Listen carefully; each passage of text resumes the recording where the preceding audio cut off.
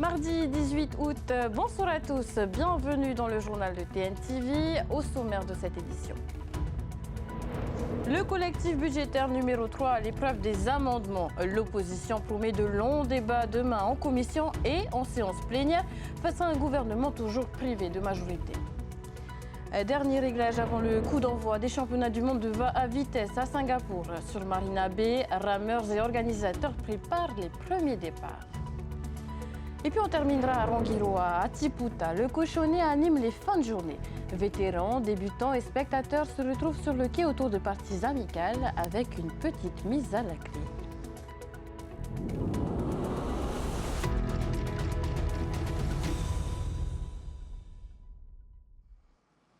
La commission des finances, du budget et de l'économie s'annonce longue demain.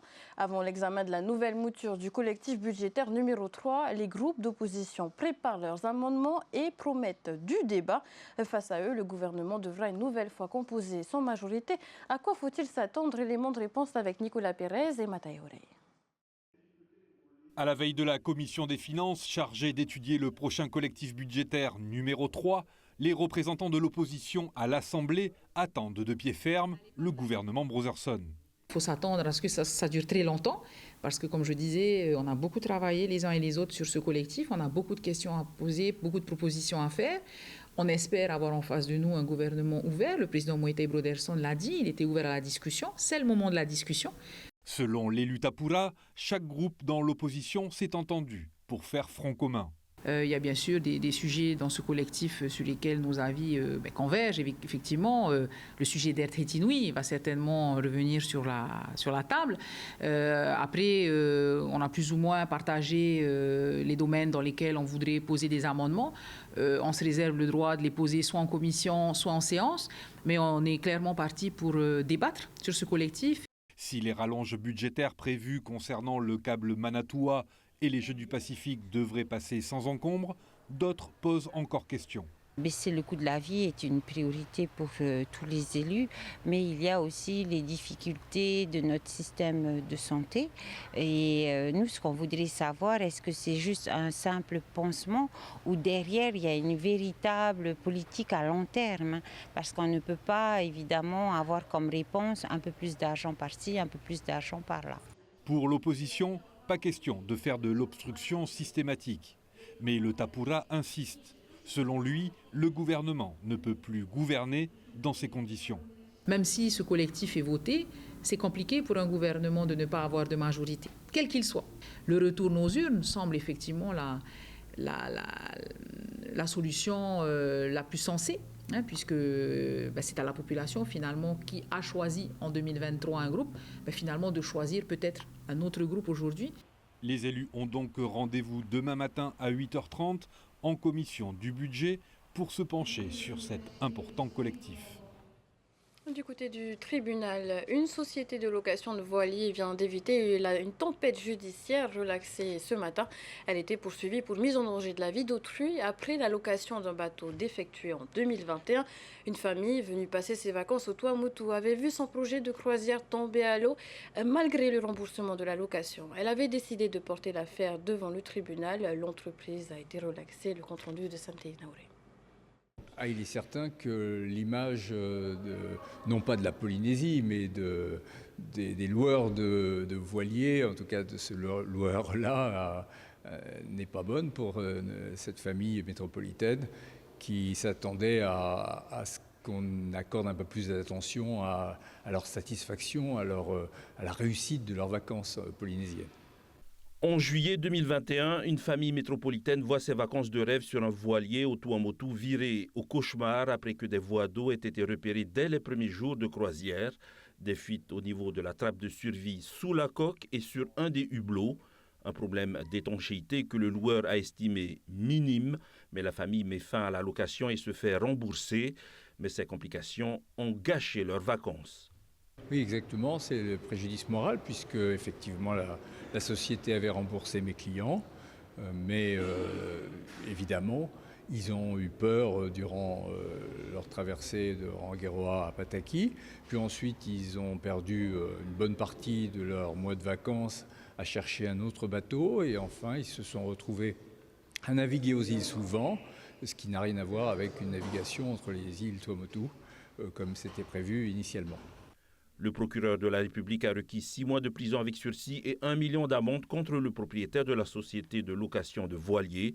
Il a également requis 3 millions d'amende à l'encontre de la société de location.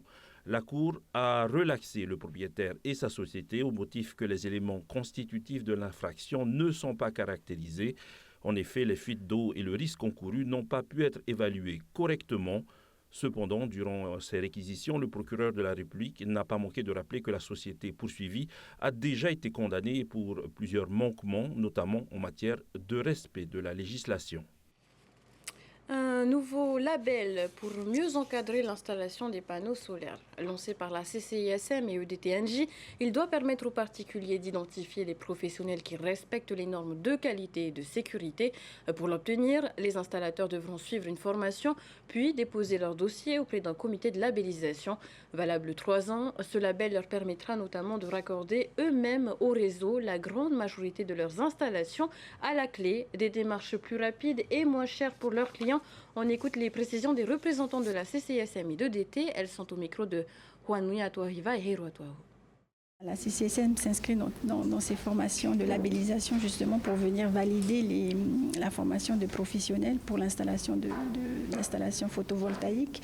Et donc c'est un moyen pour nous d'être autour de la table aujourd'hui et de pouvoir, pour la CCISM, assurer la formation théorique et la EDT qui assurera la formation pratique. Le nombre d'installations raccordées au réseau a augmenté de 40% en 3 ans, a doublé en 5-6 ans et va continuer à croître. C'est normal que l'ensemble des clients, que ce soit des particuliers ou des professionnels, s'équipent d'une installation photovoltaïque pour contribuer à la transition énergétique, mais aussi pour abaisser leur facture d'électricité, ce qui est normal. Et EDT est là pour les accompagner, à alléger les procédures de raccordement. Donc la mise en place de ce label va permettre de faciliter le raccordement au travers de mise en service accélérée et de leur faire bénéficier de coûts de raccordement moins élevés. Un coup de pouce pour réduire le prix souvent élevé d'un billet vers l'Hexagone. Dans un communiqué, l'État rappelle les conditions d'accès à l'aide à la continuité territoriale. Plus de 3000 résidents polynésiens en ont bénéficié l'an dernier. Les détails. Plus de 111 000 francs pour alléger le prix d'un aller-retour vers l'Hexagone depuis Tahiti. Pour en bénéficier, il faut résider en Polynésie française depuis au moins 6 mois, mais aussi respecter certaines conditions de ressources. Le quotient familial annuel du foyer ne doit pas dépasser 2 100 000 francs. Concrètement, il correspond au revenu du foyer divisé par le nombre de parts qui le composent. Cette aide peut être accordée une fois tous les 4 ans. Certains publics bénéficient toutefois de conditions particulières. Les doctorants, les artistes, les acteurs culturels ou encore les jeunes espoirs sportifs.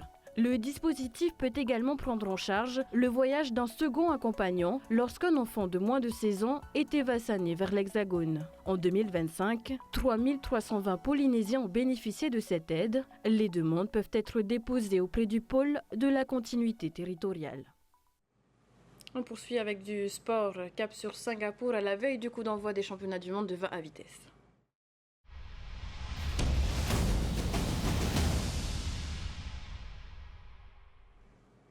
J-1 avant les premières courses. Une ultime journée pour les rameurs, mais aussi pour les organisateurs qui peaufinent les derniers réglages sur Marina Bay. Comment les départs sont-ils mis en place? On voit cela avec notre envoyé spécial, Olivier Huc.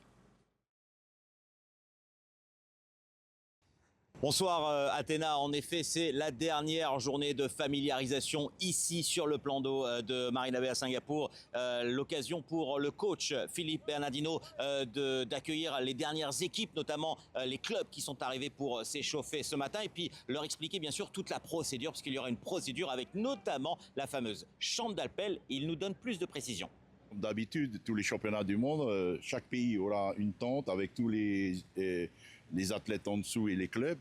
Et une fois que la journée démarre, on emmène les premiers compétitions, les premières courses en chambre d'appel. Par exemple, une équipe V6 en 1500, les 6 qu'on a inscrits sur la liste des championnats du monde, le coach emmène à la chambre d'appel avec le badge. Et là-bas, les officiels vérifient si c'est vraiment l'athlète qu'on a mis sur la feuille description. Et après, direction Et de là-bas, c'est eux qui donnent le signal, bon, ok, ils vont après vers les pirogues. Voilà, puis vous l'avez vu, très humide ce matin. Il a plu une bonne partie de la nuit ici à Marina Bay. Et on a pu rencontrer hier la championne, la médaille d'or en titre en senior femme, Iloa Echen, qui concourt sous les couleurs de la France. Mais ça va être sa dernière année puisqu'elle est revenue du côté de Tahiti. Elle pourra concourir pour Tahiti lors des prochains championnats du monde. Mais en tout cas, c'est une athlète qu'on a eu plaisir à voir, qu'on retrouvera sur ces championnats du monde, qu'il faudra bien sûr surveiller la tenante du titre. N'hésitez pas à aller découvrir son interview sur la page Facebook de TNTV. En attendant, on vous retrouve demain soir en direct sur TNTV à partir de 19h30 en télévision. On prend une petite demi-heure avant sur les réseaux sociaux en compagnie de Naya pour vivre la première journée de ces championnats du monde de vitesse à Singapour avec, on l'espère, les premières médailles. Athéna. Effectivement, on l'espère. Il n'y a pas qu'en Va'a que la Polynésie s'illustre. 3 médailles d'or en 6 ans pour le producteur de vanille Rupetehei Fa'ahu. Installé à Huahine, il est devenu une référence au concours général agricole de Paris. Son prochain défi, conserver son titre en 2027 et décrocher un 3e sacre consécutif. Thomas Chabrol et Mataïhouré. C'est une nouvelle récolte, 500 kilos de vanille, patiemment cueillie, préparée et affinée. Chaque gousse est le fruit de longs mois de travail, un véritable or noir cultivé avec exigence et passion. En quelques années, Rupetua Fa'ahu s'est imposé comme l'une des références de la vanille polynésienne. Son savoir-faire a déjà été récompensé par 3 médailles d'or au concours général agricole en 2020, puis en 2025 et en 2026. On a fait 2 années d'affilée, enfin le vœu c'est de faire 3 années d'affilée. Une ambition qui repose sur une quête permanente de l'excellence. Car derrière chaque récompense, il y a un cahier des charges rigoureux et un travail minutieux. La vanille, elle est jugée sur les critères visuels, olfactifs, le parfum, et le goût, le sensoriel. Les producteurs ne s'affrontent pas par pays, mais par variété. Chacune possède sa propre identité aromatique et répond à des critères bien précis. La vanille, elle est concourue sur 3 catégories. La vanille Popona, la vanille Bourbon et la vanille Tahitensis. C'est un concours interne. On ne peut pas mélanger cette vanille avec d'autres variétés de vanille parce qu'ils n'ont pas les mêmes catégories au niveau des arômes. Depuis sa première médaille d'or, la renommée de son exploitation dépasse largement les frontières de Huahine. Chaque année, entre 5 000 et 10 000 visiteurs viennent découvrir sa production. Par jour, une 50aine à 100 personnes par jour de visiteurs. Juste pour venir voir c'est quoi la vanille médaillée. Donc ils viennent juste acheter la vanille chez moi et ils reprennent l'avion. C'est un touch go. Chaque récolte de ce producteur raconte un lien profond avec la nature, un travail soigneux apporté à chaque liane pour viser l'excellence. Et puis une parenthèse paisible avec une scène de vie comme on les aime dans les atolls. À Tiputa, à Rongiroa, le quai devient chaque fin d'après-midi le rendez-vous des boulistes, une séquence que nous partagent Punoa Toti et Hinate Amare.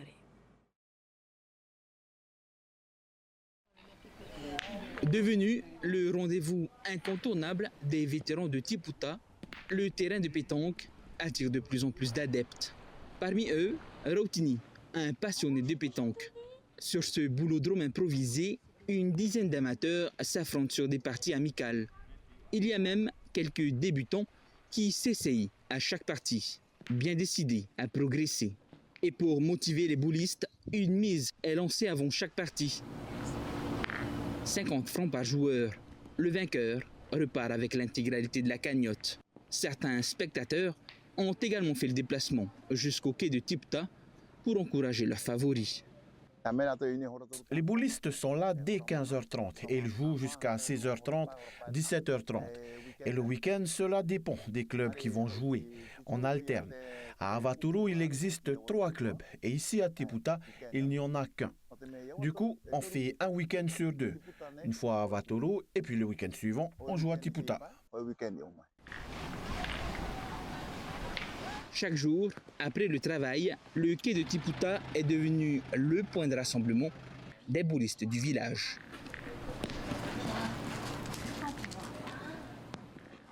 Et si vous souhaitez les couronner, sachez que dans 2 heures, normalement, les 20 sapeurs-pompiers polynésiens partis en renfort en Gironde fouleront de nouveau le sol tahitien.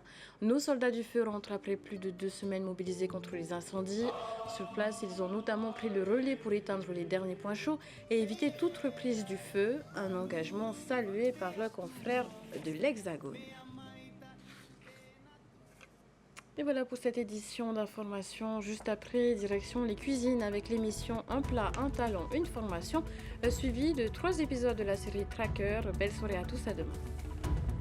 Retrouvez ce journal en replay sur notre site internet et notre application mobile TNTV.